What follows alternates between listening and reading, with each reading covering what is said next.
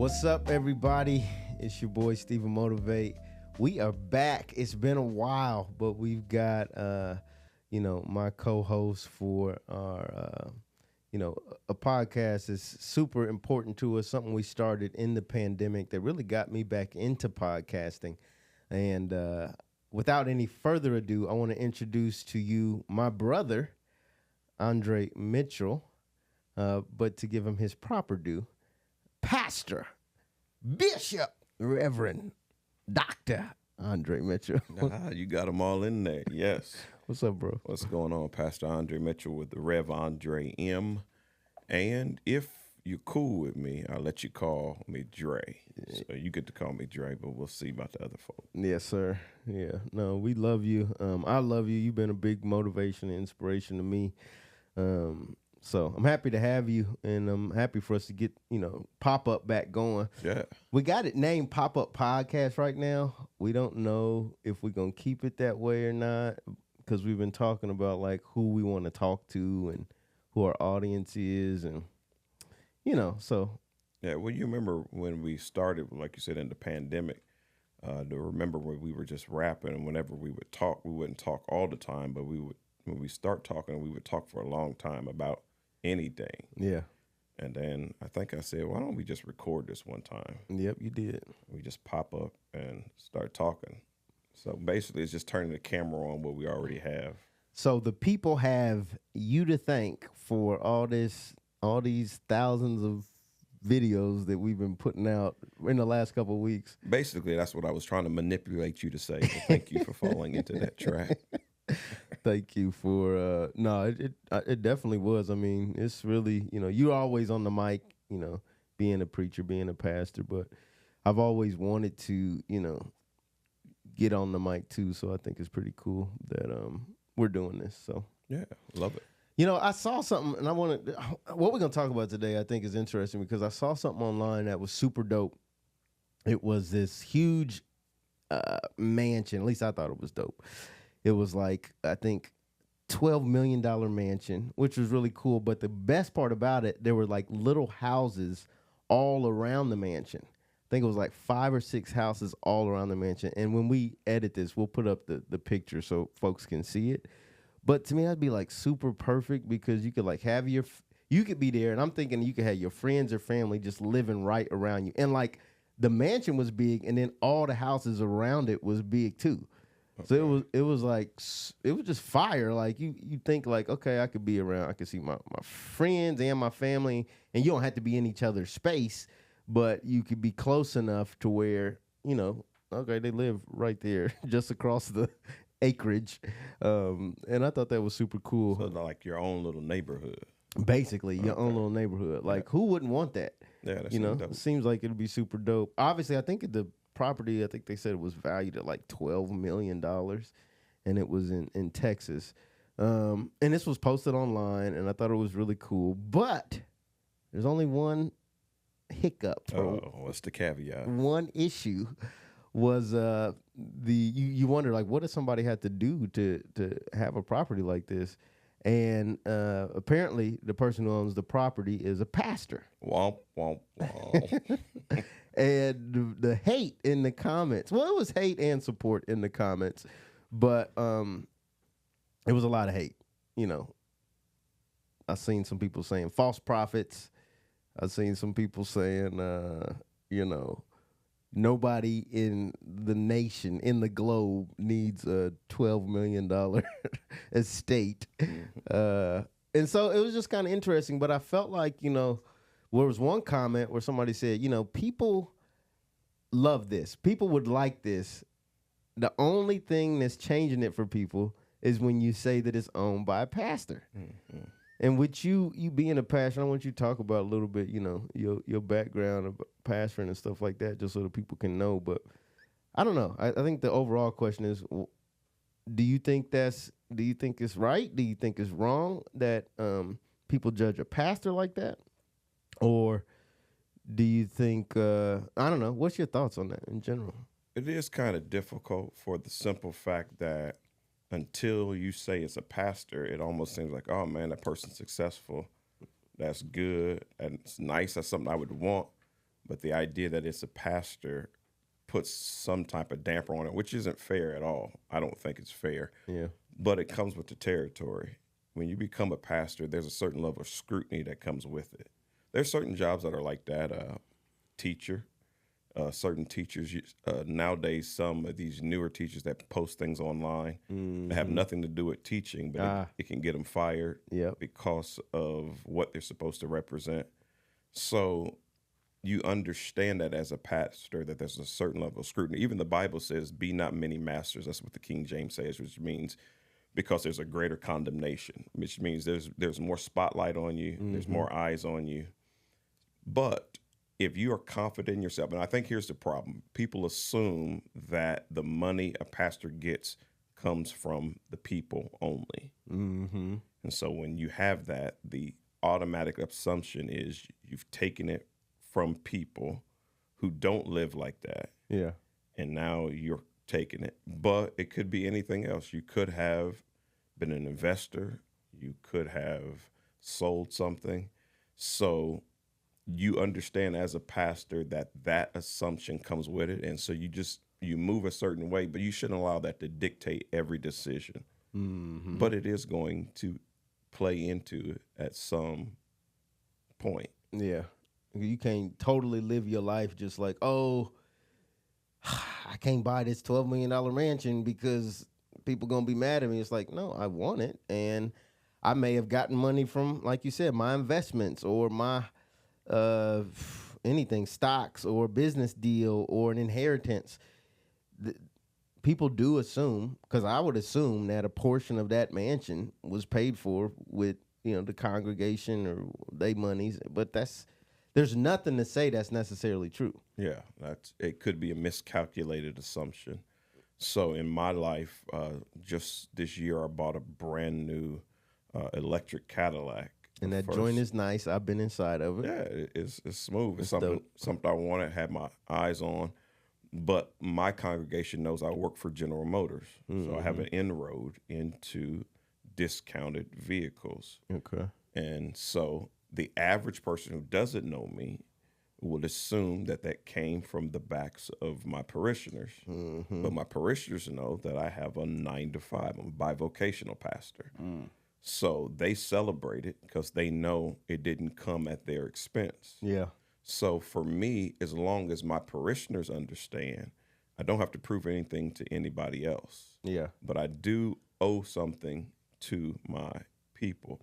This is my first brand new Cadillac, but about 10 years prior, there was another Cadillac that I bought that I really wanted, and it was in the same time we were building a new building. So I felt the need to let the people know, like, hey, you guys who are pledging for the new building, I'm getting ready to purchase a newer used Cadillac. And when I pull it up, I want you to understand your building fund money did not go to this. This is my money. But I felt the need to explain that to them because we are in covenant relationship. Yeah. They're giving, they're working, and they need to know that if I ask them for building fund money, it's going to go to the building fund and not to my family fund. Right. So they need to know, but then other people can assume what they want to assume. And in the era of social media, when you put things on social media, you open yourself up to comments. Yeah. But as long as your real people know the truth, that's fine. Yeah. That's dope. I wonder what if they did pay for it?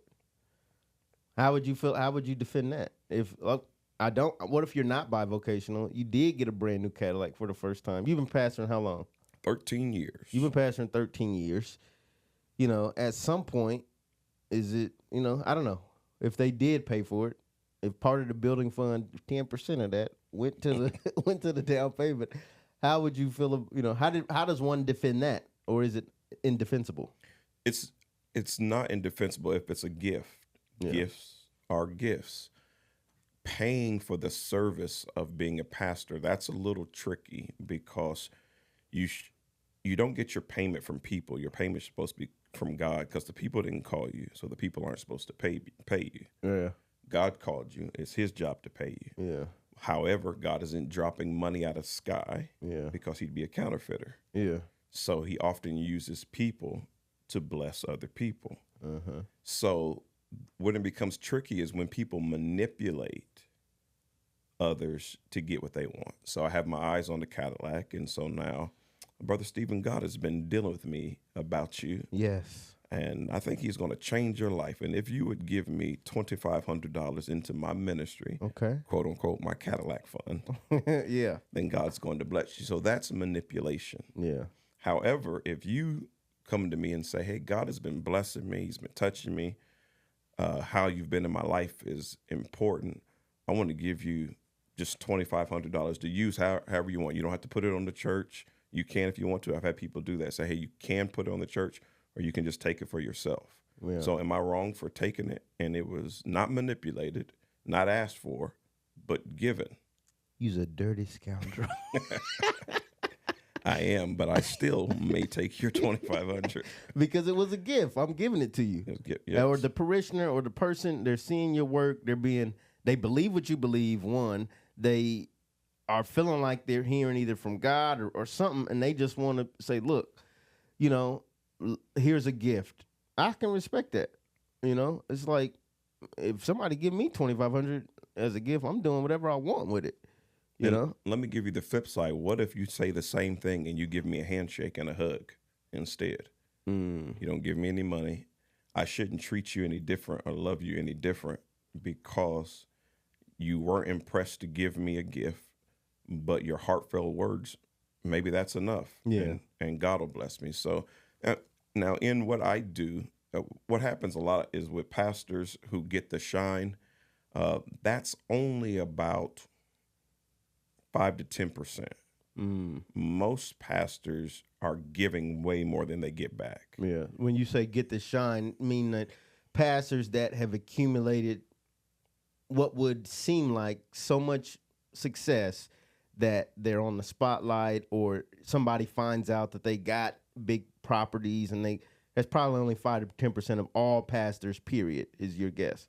Yeah, that's at that level. Let's break it down and talk about rappers or musical artists. Yeah. There's only a certain level that's at Jay-Z, Drake, True. Kanye, Kendrick level. There's a lot of independent artists who are working, they're doing good, but they haven't reached those levels. So in almost any profession, there's a percentage that make that major success, and then there's another percentage that have put in a lot of work and a lot of effort, and they don't get the same shine. Yeah, that's interesting because I was just recently looking at this Ryan Daniels interview, and he was talking about the music industry, and he had an interview with Neo, or who's really big on social media, and this guy said that there are approximately how many? I don't know if you know this statistic, but how many new songs do you think come out per day? Oh, I have no clue. New songs per day? Per day. Wow. Eddie, what you think? Do you know the answer? New songs? Per day. New songs per day. A guess. At least over 1,000. 100,000 to 120,000. What, daily? A day. Wow.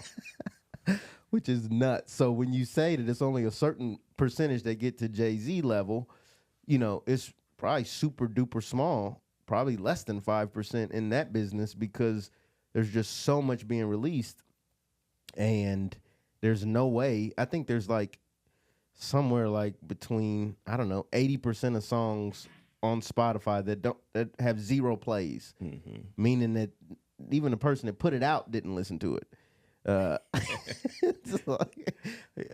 Drew, I was talking to Drew about that, but so that just to validate your point, that I guess we don't think about that, is that in almost anything, there's certain people that have reached some huge pinnacle of notoriety, or a lot of people know about them, but the majority of people aren't experiencing that level necessarily. Yeah, and so it's not fair to judge everybody based on the success of a few, and to assume that everybody is rocking the same way. And not to knock the Jay-Z's who started where they started and now they are where they are. You can say, well, he's not as good and he's got this, or he's Illuminati. It's when people reach a certain level of success, there's a certain level of scrutiny. Yeah. But the regular person, the regular pastor, they may not have that same influence, people that they're drawing from. And so to look at them and assume that, man, they're building everything on the backs of their parishioners is just an unfair assumption. Yeah. And it's not fair, and it should be defended. Should people defend their pastors when people be hating on them? They should, but I think a pastor should always let people know, don't put them on a pedestal. Yeah. Because you don't want to be defending someone that's shaky and can fall. So I tell people all the time, I'm not your hero. Yeah. You know, in the pulpit, I'm Superman, but when I come out of the pulpit, I'm Clark Kent. Yeah. So be careful thinking just right off the bat defending me, but judge my character. The scripture says, you know a tree by its fruit. So defend the fruit, not the tree. Yeah. So if I say I am an apple tree and I'm producing oranges, Yeah. you have a right to say something because something's wrong. Yeah. You know, judge the tree by the fruit. So if my fruit is in line, then defend it. Yeah. But no pastor should get in it based on the defense of the people. Yeah. Because people are fickle. People change. You may like me today. You may not like me tomorrow. So my thing is to answer to God. Yeah. And in answering to God, sometimes you walk away from things that you have a right to have.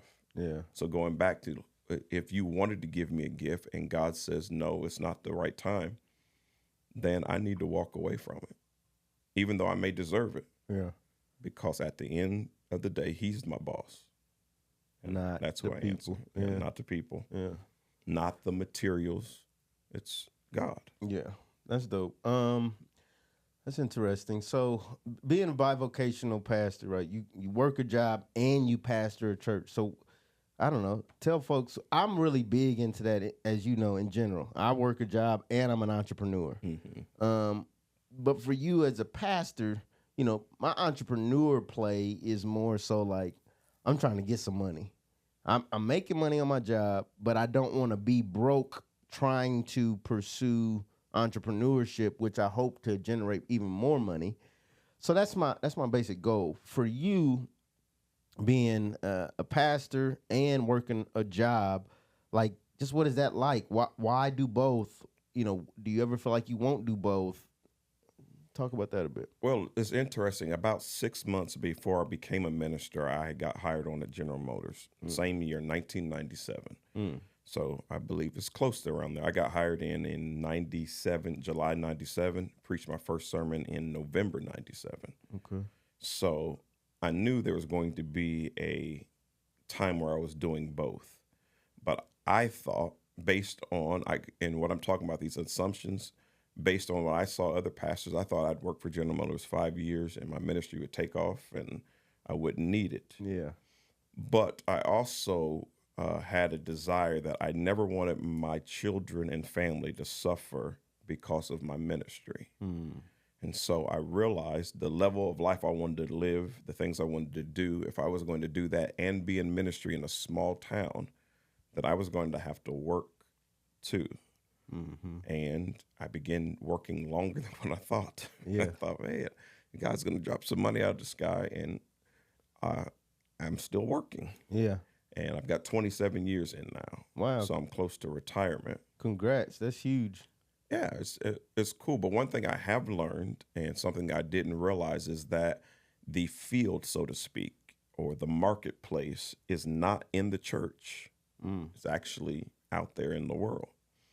I've affected Explain just that. as many people on my job as I have in my church. Oh, wow. Really? Because in my church, I have to get the people to come to me before social media and before live streaming. I got to get people to come into the doors. When I go to work, I go to the people. And so sometimes it's important for us to be bivocational because that's where the people are. Yeah. And like I said, in church, I am Superman, but I've got a chance to affect people as Clark Kent, people who see me in my regular day-to-day and still say, hey, that's a man of God. No clergy collar, no bishop title, just Dre over there working.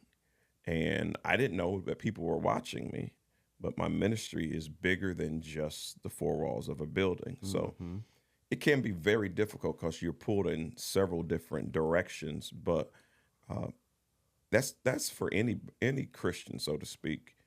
Most Christians are bivocational. You have the vocation of being called to Christ and being called to whatever you do. Yeah. And so when you have pastors who only are in church, sometimes it's hard for them to relate to people who are doing both. And I'll kick it back to you after this. I think it's helped me become a better leader because I get tired. I got to go to work. So I work, my Monday starts Sunday night.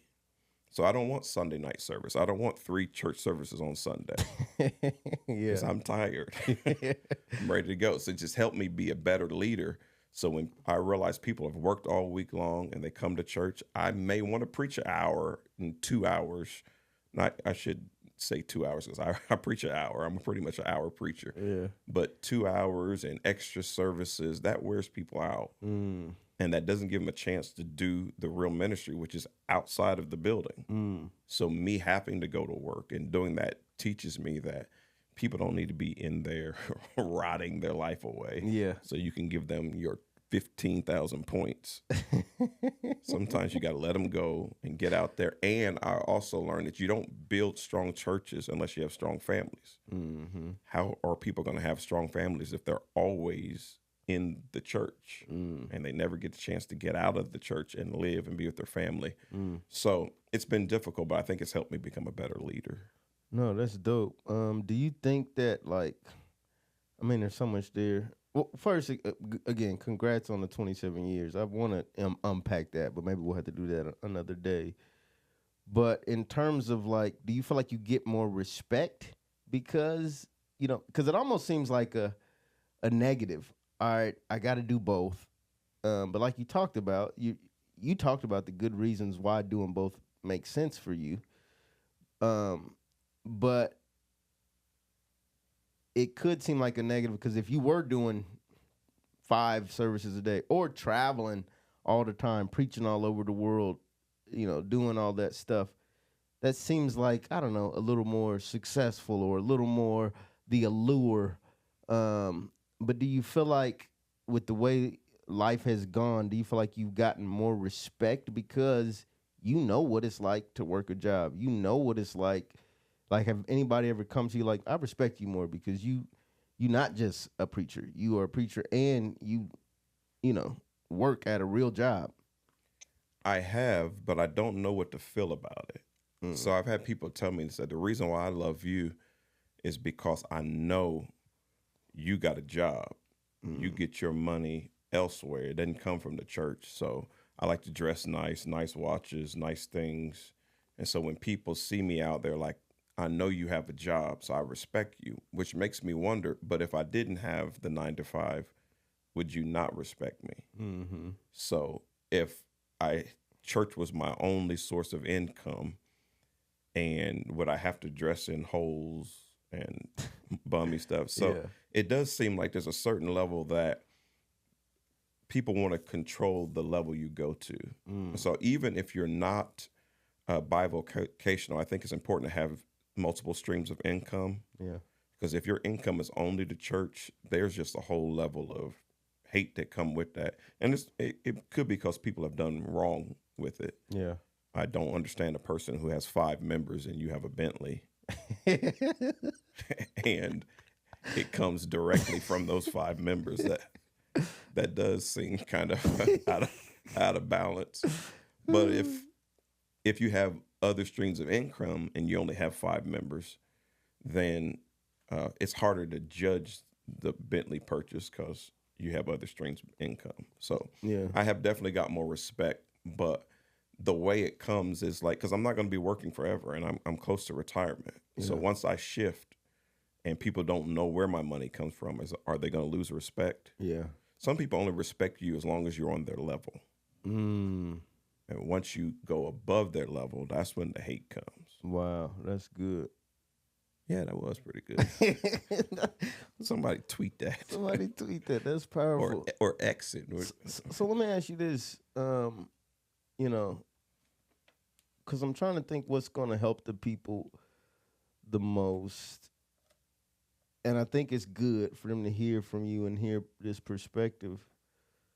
But I wonder, like, with all we talked about, talking about a pastor that's, got obviously enough money or resources somehow to build a huge estate, and then talking about pastors, you know, 80% of pastors ain't like that. Probably more, maybe 90% ain't in that boat. So you got 90% of pastors who aren't like that. I guess for people that believe, how do you go about picking a pastor, picking the right pastor? You know, is it, and there's the things that go through my head is should you avoid pastors that are, balling out of control? Or even if you leave that out of your mind and you say, you know what, I'm gonna go to this other pastor who's not, like, is there some sort of hate in you because you see this dude balling and you're like, oh, you kind of mad at the fact that he's winning, and so let me go to somebody that I feel like is on my level, so let me respect them.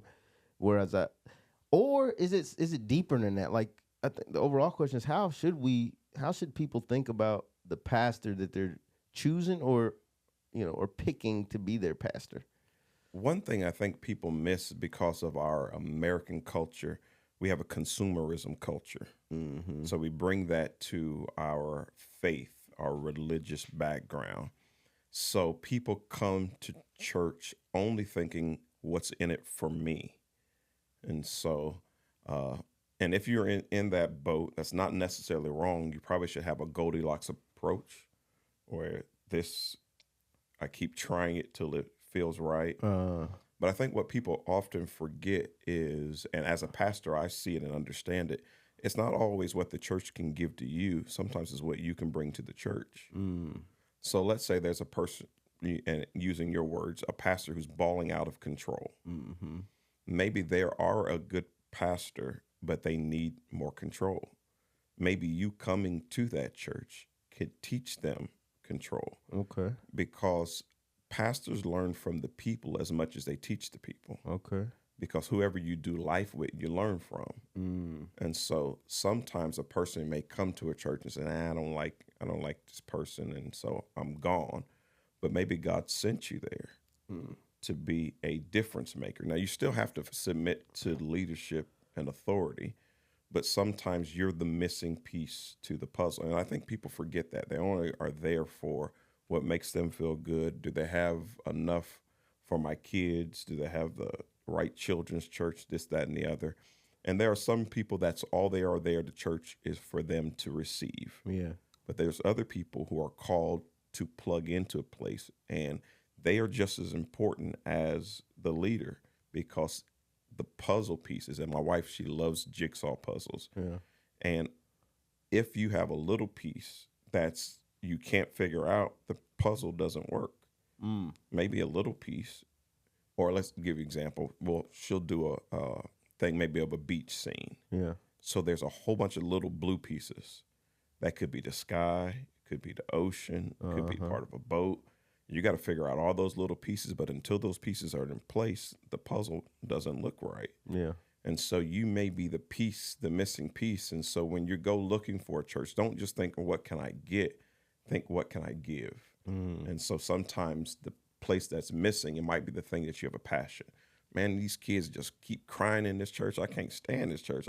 I like the pastor, but all these snotty-nosed kids. But you might have a children's ministry. Yeah. And you might be the person that can pull that children's ministry together.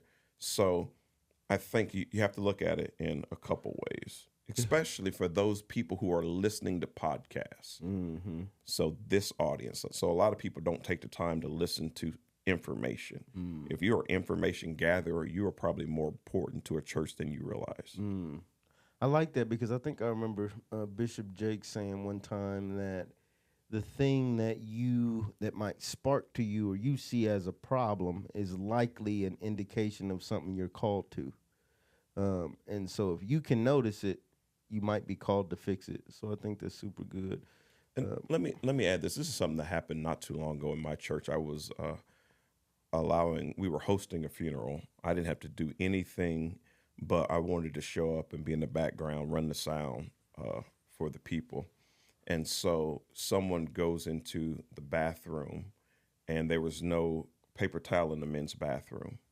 And so they passed up about 10, 15 people to come to pastor and say, hey, there's no towels in the bathroom. Because especially in black culture, the pastor does everything. Yeah. Is what they think. Changing the paper towels, And preaching the sermon. Yeah, so they're like they're Parking the cars. face of the ministry. And so if something goes wrong, it's the pastor's fault. He needs to fix it. He needs to do it. And so I took the information and then I delegated to someone who I knew could take care of it. So what's difficult for pastors is that people come in and they dump every problem at the pastor's feet, expecting them to have the solution. But I have my own bathroom in my office. Yeah. I would have never known. I don't go in there. Yeah. So someone else goes in there and they should be empowered to fix it, change it. It shouldn't have to come to me. So I say that to say that a lot of people come in and they see problems. Yeah. And instead of thinking, how can I fix the problem? They think, man, what's this pastor doing? He up there preaching about love and the people on the team is mean. Yeah. Maybe you're the person who should volunteer to be the nice person to fix the situation. Because a lot of times what you see, the pastor never saw. So be the solution you want to see. Yeah. Whose quote is that? Be the change you'd like to see in the world. And I think that's good in general, because whether you're in a church or in a school or in a job or at home in your family, it's like we're always looking for somebody else to fix it. Wow.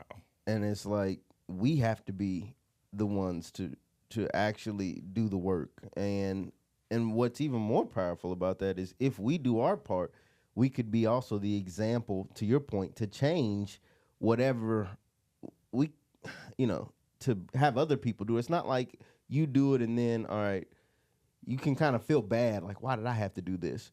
But you keep doing it, you keep being the example. To your point, you can change that culture or that opportunity.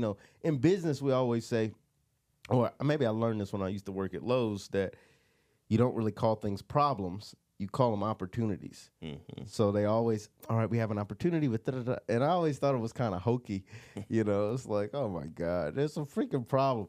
But what's interesting about that, whenever if you reframe it like that, it's like, there's an opportunity with the attitude around the greeter team. And, I would like to volunteer to just be a part of the solution. It just totally, I don't know, it just reframes it versus problems are like, who wants to deal with a problem? It's problems like bring you down, but opportunities is like, oh, I get to, what can I bring to the table versus I got to, or, and it changes the energy a bit when you do that. So I think that's good. So to your point, should we, when we're looking for pastors, don't stop looking just for what the pastor can do for you. Look for what God might be telling you can do for that ministry or that church or that pastor to be a part of whatever's happening in that locality or area you in. And there's something else to add, and we may have to pick up on this later, but I think one of the problems is when people come to church, a lot of times they don't necessarily come because everything's right. A lot of times when people are driven to faith, there's things wrong. And so they come and they don't ever even think, I can add something. I can add value, because they don't feel valuable. Wow. Because they come broken. Yeah, or listen, I'm a chronic cheater. Yeah. I'm coming to church. I'm just trying to slip in and slip out because I know who I am. But when you look at Jesus, the people he chose, he didn't go after the people who had it all together. Mm-hmm. He grabbed the fishermen. He grabbed the Peters. He grabbed a tax collector, which was not a good profession at times. It's like grabbing a drug dealer. Yeah. But he knew I could use those people. And so sometimes when you don't feel valuable and you come to a church, you don't even think that God is sending you there to fix a problem, because you're like, I am a problem. But two things, they don't have to be mutually exclusive. They can be true at the same time. You are a problem, but you're also an answer. Wow. You're an answer in one area, and you're a problem in another. And so that relationship between you and the church could be mutually beneficial. You bring something to the table and the church brings something to you. Yeah, no, that's dope. That's super dope. I want to say this before and like you said, we're running out of time, but overall point, and I feel this, even though pastors sometimes do be on some nonsense and they sometimes have to be under more scrutiny. And, you see guys like the dude out of New York who, is Gucci'd out and Fendi'd out. And, maybe he's a good guy. I don't know him. But the way that looked, and then he ended up getting robbed, it was like people were almost happy that he got robbed. It was like you were kind of doing the most. You was doing the most for anybody, for even if you was the biggest celebrity ever, like you're doing a lot. Yeah. But in general, I want to defend the fact that how important pastors are. I mean, because pastors, when you think about your life, a lot of times, especially if you grew up in church, which I'm come to find a lot of people grew up in church or close to church in some aspect, that the memories in your life are typically somehow tied. There's a pastor somewhere involved. You're born, or even like if you're pregnant, like just being prayed for to get pregnant, or being prayed for that the baby's healthy, or being prayed for that, the relationship works, or if it don't work, that still the baby's fine. Like all these things. If you end up having a christening, that's a pastor. If you end up, you matriculate through life, and I know a lot of churches do this, like graduations. They recognize they graduates. Hey, you graduated. We want to celebrate you. We want to give you some love and respect for that. Like another point where the pastor. I remember when I was going to college. Actually, what was that church? Word of Life, I think, gave me I don't remember how much, maybe $1,500 scholarship that I ended up getting from that church, and it was just almost like random, but a pastor at some point had to approve that the church was going to do that scholarship, or a parishioner. I mean, you keep going, you talk about eventually when you get married, a lot of times people praying for jobs, you get your first job. And then obviously as you go through life and you end up being at a funeral for yourself or for somebody else's funeral, a pastor's involved. So all these key points of when a pastor is like, you need I need to go to a church. So we got to put more respect on pastors in general. Yeah, they have to be under more scrutiny, and they got to make sure they're not shooting themselves in the foot. But the office and the role as a whole, it seems like we've lost a little respect for a lot of stuff. But and so I just wanted to put that out there. Like let's respect pastors a little bit more. Let's respect the fact that pastors mean a lot, and we just need to be a little bit more careful with how we deal with pastors. We can't just be, pushing them to the side because we think, as we making all these assumptions about where their money coming from or who they dealing with or what they talking about or how they look. Like, that's still a pastor, and that's a person that has decided to be that they're going to accept the call of God on their life, especially if you're a believer. But even if you're not a believer, just for the practical reasons of this person is all these key memories, they're a part of it. So let's respect the pastors. Yeah, I will add this just to get historical for a second. Every major revolution, there's been generations that challenge the establishment, challenge institutions, and it usually over the long haul becomes for the better. The only problem is a lot of times they throw the baby out with the bathwater. Yeah. So every good move of God from the church, the old establishment was challenged, means challenging pastors, challenging leadership, challenging authority. But in doing so, you don't want to throw everything away and realize it's good to have some scrutiny. It's good to have checks and balances, but realize the importance. And it's funny to see people challenge pastors and then go get a life coach. It's kind of the same thing. So yeah, I can't stand my pastor, but my life coach, my therapist, I'm in love with. Like, Yeah, it's the same Who thing. was So, your unpaid life coach? Who was your unpaid therapist? This was your pastor. yeah, and even the people that got you there. So maybe you've grown out of needing a church, and therapy and life coach works, but don't dog where you came from. At least be honest. It was a church that we just had Vacation Bible School in our church, and I came to visit, and I remembered the Vacation Bible schools that I went to. Yeah. And I was like, man, it's actually kind of cool. This is fun. It was a part of my shaping. And so I think we need to be honest and understand that. And as a pastor, I don't mind having the scrutiny, but, give a shout out when we do something right. Yeah, absolutely. Throw some love, show some love. That's dope. Just put some respect on the pastor's name, maybe. Put some respect on my name. And let them. All three of you. All three of you. And if I build a big mansion, you don't know where the money came from anyway. So get out my business. I'm letting you know right now, my next move is going to be great. I don't know. But in the process, I see God using you. So can you sow 50,000? So I need 50 bands sent to an offshore account.